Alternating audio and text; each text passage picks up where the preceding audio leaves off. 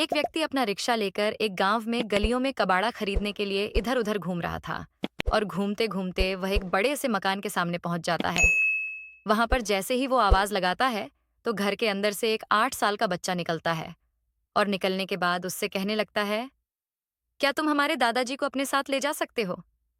इस बात को जैसे ही कबाड़े वाला सुनता है तो इस बात को मजाक में लेता है और उस बच्चे से कह देता है कि हाँ बेटा, अगर तुम अपने दादाजी को बेचना चाहते हो तो मैं उन्हें भी अपने साथ ले जा सकता हूँ खरीद कर। अब यह बात जैसे ही उस बच्चे के पिता को सुनाई देती है तो वह एकदम से बाहर आता है और आने के बाद कहने लगता है, क्या सच में तुम मेरे पिता को अपने साथ खरीद कर ले जा सकते हो? तो उसके बाद जो कबाड़े वाला होता है वो थोड़ा सा आश्चर्य में पड़ जाता है। वह सोच विचार करने लगता है कि यह कैसा बेटा है जो अपने ही पिता को कबाड़े वाले को बेचना चाहता है। थोड़ी देर बाद सोचने के बाद वह उसको जवाब देता है। कहता है कि हाँ भाई, अगर तुम अपने पिता को बेचना चाहते हो तो मैं तुम्हारे पिता को खरीद लूंगा। दोस्तों, कौन था वह कबाड़े वाला जो उसके पिता को खरीदने के लिए तैयार हो गया था? और उन बच्चों ने अपने पिता को बेचने का मन क्यों बना लिया था?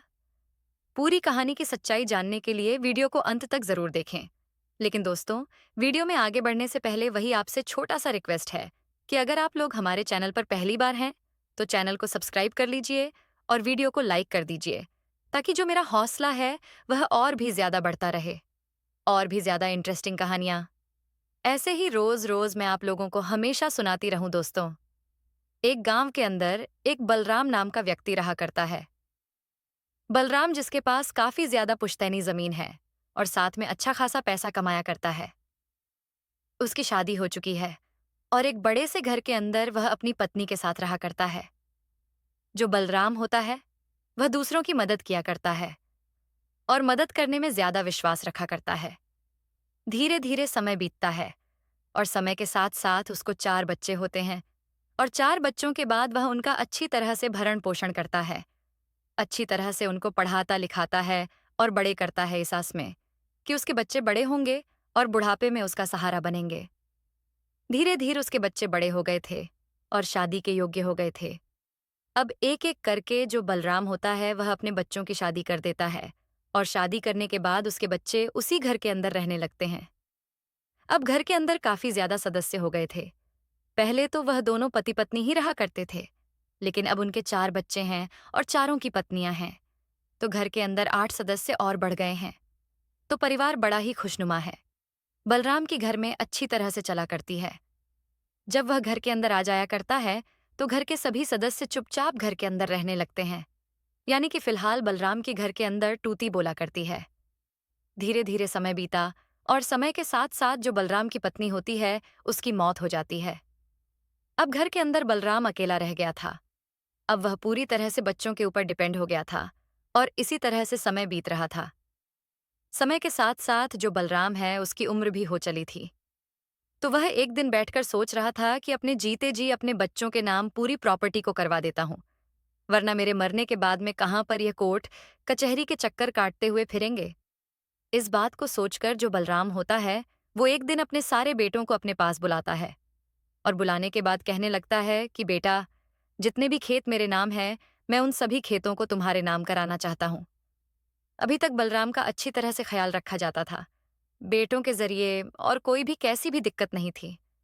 इसके बाद बेटे भी इस बात के लिए एग्री कर देते हैं। कहते हैं कि ठीक है पिताजी, अगर आप ऐसा ही चाहते हो तो आप ऐसा ही कर दीजिए। उसके बाद जो बलराम होता है वह दूसरे दिन अपने बेटों के साथ तहसील के अंदर जाता है और सभी बेटों में अपनी पुश्तैनी जमीन को इधर उधर बांट देता है। अब खेत तो बच्चों के नाम हो गए थे, लेकिन घर और गांव की जमीन थी, वो सारी की सारी यह भी बलराम के नाम थी। धीरे धीरे समय बीतता है और समय के साथ साथ उसके चारों बच्चे उसकी अच्छी तरह से सेवा किया करते हैं, उसको अच्छी तरह से खिलाते हैं, पिलाते हैं, अच्छी तरह से नहला धुलाकर घर में रखा करते हैं। अगर बीमार हो जाया करते तो डॉक्टर साहब के पास उनको ले जाया करते और अच्छे से उनका ट्रीटमेंट कराया करते।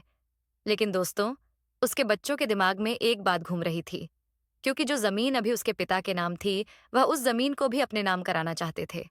लेकिन उन चारों बेटों में से कोई भी इस बात को अपने पिता से कहने की हिम्मत नहीं जुटा पाता है, क्योंकि बलराम एक अलग ही मिजाज का बंदा था और वह किसी की भी ज्यादा बात सहन नहीं कर पाता था।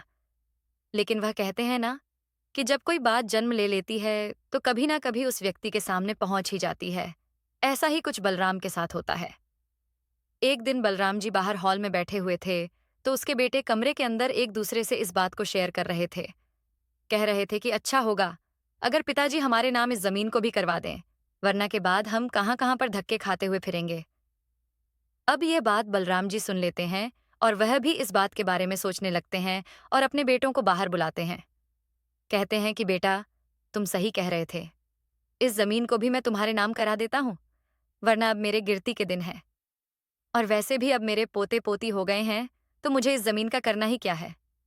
आज नहीं तो कल ये तुम्हारे नाम ही हो जानी है, तो मैं इसको अपने जीते जी ही तुम्हारे नाम करवा देता। हम्म। अब इस बात को सुनकर उसके चारों बेटे एकदम से खुश हो जाते हैं और इस बात के लिए सभी एग्री हो जाते हैं। दूसरे ही दिन जाकर जो बलराम जी है, वह अब उस जमीन को जो उसकी गांव की जमीन थी और इस घर को जिस घर के अंदर वो रहा करते थे, वो सारी जमीन को अपने बेटों के नाम बराबर बराबर कर देते हैं। पूरी की पूरी जमीन उसके बेटों के नाम हो चुकी थी। लेकिन तभी बलराम की जिंदगी में मुसीबतें आने लगती हैं। जैसे ही जमीन अब बेटों के नाम हो गई थी, तो बलराम की वैल्यू उनकी निगाह में घट जाती है। अब जो बलराम होता है उसको घर के अंदर ज्यादा इज्जत नहीं दी जाती है और न ही उससे उसका कोई भी बेटा डरा करता है। क्योंकि अब तक जब तक उसके नाम जमीन थी, तो उन्हें डर लगा करता था कि कहीं पिताजी नाराज होकर इस जमीन को किसी और को न दे दें। लेकिन अब पूरी की पूरी जमीन उनके नाम आ चुकी है। बलराम की घर के अंदर वैल्यू घटने लगती है। इधर जो उसके बेटे की पत्नियां थीं, वह भी बलराम को ज्यादा इज्जत नहीं दिया करती हैं। और अब तो ऐसा हाल हो गया था कि उसको बासी खाना खाने को मिला करता था। बेटों के झूठे बर्तनों में उसको खाना दिया जाता और कई कई दिन पुराना खाना उसको खाने के लिए दिया जाने लगा। इन सभी बातों को जब बलराम देखता है, तो उसे बुरा तो बड़ा ही लगता है। लेकिन अब वो अपने बच्चों से कुछ कह भी नहीं सकता था, क्योंकि बच्चों के भी बच्चे हो चुके थे और उस घर के अंदर वह ऐसे ही अपने जीवन को व्यतीत कर रहा था। कभी कभी वह अपनी पत्नी के बारे में सोचा करता है और सोचता है कि तू तो पहल ही इस दुनिया से चली गई, लेकिन मेरी जिंदगी बद से बदतर हो गई है। इसके बाद धीरे धीरे कुछ समय और बीतता है और कुछ समय बाद एक दिन उसका बेटा उसके पास से निकल रहा था, तो अपने बेटे से कहता है कि बेटा, मेरे पैरों में थोड़ा सा दर्द है, मेरे पैरों को दबा दो। लेकिन उसका बेटा उसे मना कर देता है। कहता है कि मुझे और भी बहुत सारे काम हैं, बस तेरा ही यह काम थोड़ी न रह गया है। इस बात को कहकर बेटा वहां से चला जाता है। लेकिन यह बात बलराम जी के दिल को लग गई थी और उनकी आंखों से आंसू टपकने लगते हैं।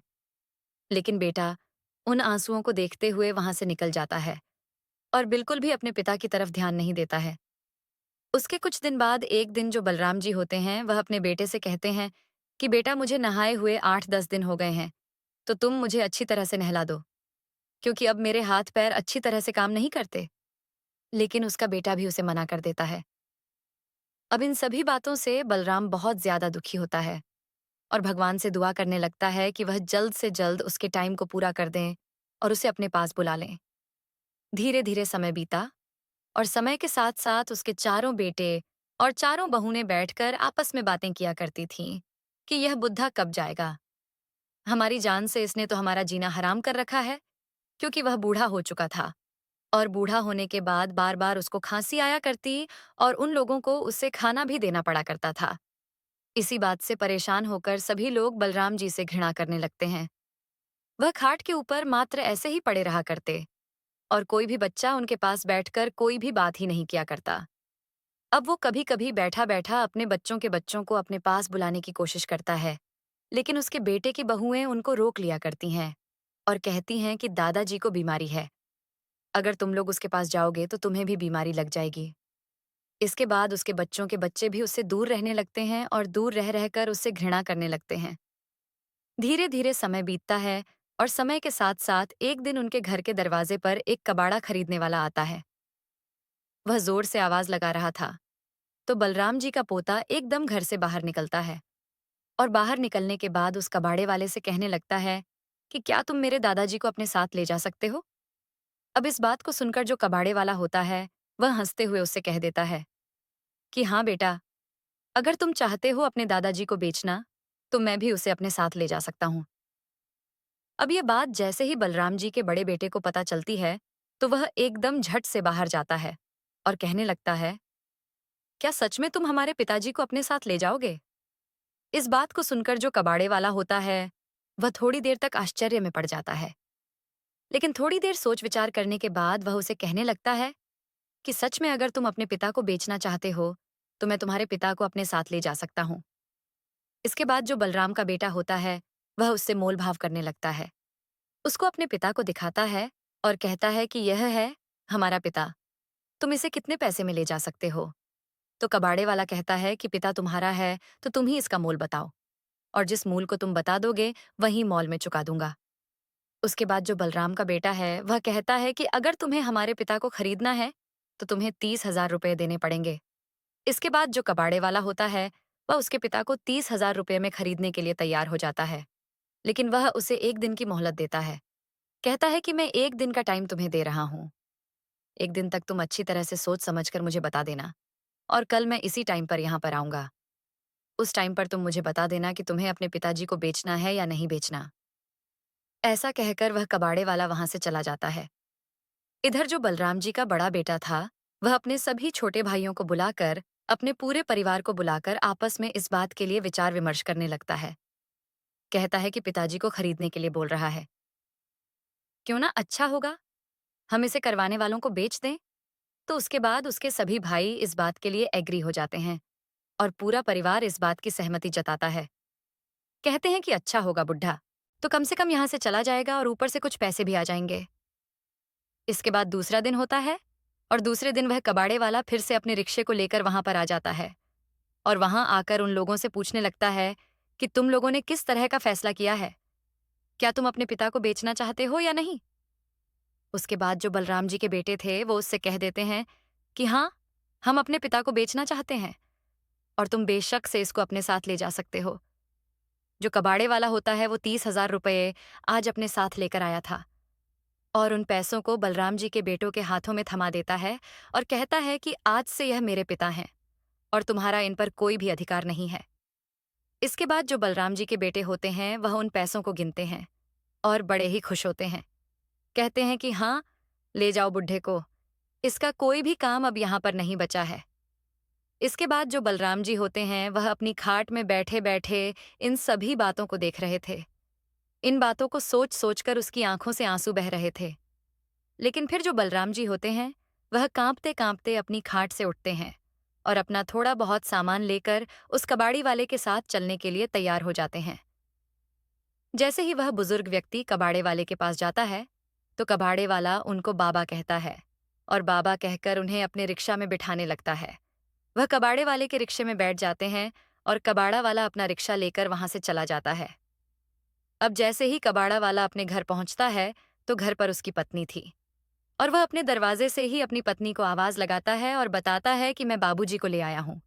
उसके बाद जो उसकी पत्नी होती है, एकदम से बाहर आती है, हर्षोल्लास में भरी हुई, और आने के बाद सबसे पहले बलराम जी के पैर छूती है। पैर छूने के बाद वह इज्जत से उसे रिक्शा से उतारती है और उतारने के बाद घर के अंदर ले जाती है। वहां पर एक अच्छा सा बिस्तर उसने उसके लिए तैयार कर रखा था। उस बिस्तर पर ले जाकर बलराम जी को बिठा देती है। अब इन सभी चीजों को देखकर बलराम जी आश्चर्य में पड़े हुए हैं कि आखिर यह उसके साथ हो क्या रहा है। जो वह कबाड़े वाला था, उसका नाम था मुकेश। मुकेश ने पहले ही अपनी पत्नी को बता दिया था कि एक बुजुर्ग व्यक्ति को उसके 4 बेटे बेचने के लिए कह रहे हैं और मैंने उनसे कल के लिए बोल दिया है। अब इसके बाद जो मुकेश होता है और उसकी पत्नी होती है, वह अच्छा सा खाना बनाते हैं और खाना बनाने के बाद बलराम जी को खिलाने लगते हैं। अब बलराम जी के सामने काफी दिनों बाद तरोताजा खाना मिला था और इस खाने को खाते हुए बलराम जी की आंखों से आंसू टपकने लगते हैं। तो इसके बाद जो मुकेश होता है, वह उन आंसुओं को पोंछता है और कहता है कि बाबा, आज से आप चिंता मत करो, मेरे कोई पिता नहीं है और मैं आपकी सेवा करना चाहता हूँ, और आज से आप मेरे पिता हो और मैं आपका बेटा हूँ। ऐसा कहकर वह उन आंसू को पोंछता है और उस बाबा को खाना खिलाता है। इसके बाद जो मुकेश होता है, वह उसको अच्छी तरह से नहलाता, धुलाता है, अच्छे कपड़े पहनाता है और घर के अंदर बड़ी अच्छी तरह से रखा करता है। अब जो बलराम जी हैं, वो इस बात को देखकर बड़े ही हैरान हैं। सोच रहे हैं कि जिन बेटों को मैंने इतनी सारी प्रॉपर्टी दी, धन दौलत दी, उन बेटों ने तो मुझे बेच दिया और यह बेटा पैसे देकर मुझे खरीद कर लाया है और अपने साथ इतनी अच्छी तरह से रख रहा है कि मेरे सगे बेटे ने भी कभी मेरे इतनी अच्छी तरह से ख्याल नहीं रख पाए। अब कुछ दिनों बाद उस गांव में, जिस गांव में बलराम जी रहा करते हैं, वहां पर एक मेला लगता है। तो उस मेले के लिए मुकेश बलराम जी को तैयार करता है और कहता है कि बाबा, आज हम मेला देखने के लिए जाएंगे। अब इसके बाद बलराम जी मुकेश के साथ चलने के लिए तैयार हो जाते हैं। मुकेश उन्हें अपने रिक्शा में बैठाता है और मेले के अंदर घुमाने लगता है। मेले के अंदर घूमते हुए जो बाबा थे वह एक झूले की तरफ देखने लगते हैं। अब जैसे ही मुकेश देखता है कि बाबा झूले की तरफ देख रहे हैं तो उनसे पूछने लगता है कि बाबा, क्या आपको झूलना है? लेकिन जो बलराम जी थे वो मना कर देते हैं। कहते हैं कि नहीं बेटा, अब मेरी उम्र ज्यादा हो चली है, मैं भला इस झूले में झूल कर क्या करूंगा। लेकिन जो मुकेश होता वो उनकी भावनाओं को समझ चुका था और इसके बाद उनसे कहने लगता है कि बाबा चलो झूलेंगे, अगर आप झूलेंगे तो मैं भी आपके साथ झूल लूंगा। इसके बाद जो बलराम जी हैं वह भी उस झूले में झूलने के लिए तैयार हो जाते हैं। तो मुकेश 2 टिकट लेता है, एक अपने लिए, एक बलराम जी के लिए, और दोनों जन उस झूले में झूलने लगते हैं। झूला झूलने के बाद वह वापस से बलराम जी को लेकर अपने घर आ जाता है और घर आने के बाद अपनी पत्नी से अपने बाबा के लिए खाना बनाने के लिए कहने लगता है।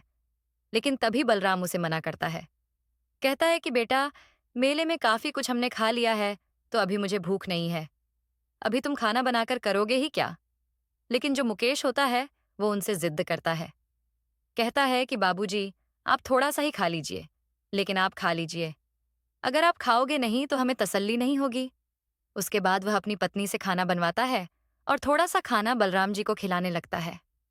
अपने हाथों से अब यह बात देखकर बलराम जी की आंखों से आंसू आ जाते हैं और इस बार वह अपने आप को नहीं रोक पाते।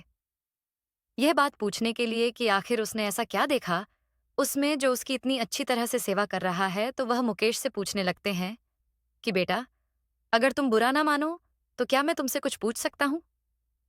इस बात को सुनकर मुकेश कहता है कि बाबा, आप जो चाहे मुझसे पूछ सकते हो, आखिर मैं आपका बेटा हूं। उसके बाद बलराम जी पूछते हैं कि बेटा, मैंने तो तुम्हें कुछ दिया भी नहीं है, न ही मेरे पास कुछ धन दौलत है, फिर तुम मुझे अपने साथ इस तरह से क्यों ले आए? उसके बाद जो मुकेश होता है, इस बात को सुनकर उसकी आंखों में आंसू आ जाते हैं और वह फूट फूट कर रोने लगता है। अब जैसे बलराम जी मुकेश की आंखों में आंसू देखते हैं तो उसको चुप कराने लगते हैं। कहते हैं कि बेटा, अगर मुझसे कोई गलती हो गई हो तो मुझे माफ कर देना, मैंने अगर तुमसे कुछ गलत पूछ लिया हो तो उसके लिए मैं क्षमा चाहता हूं। लेकिन तभी जो मुकेश होता है उनसे कहने लगता है कि बाबा, इसमें आपकी कोई गलती नहीं है।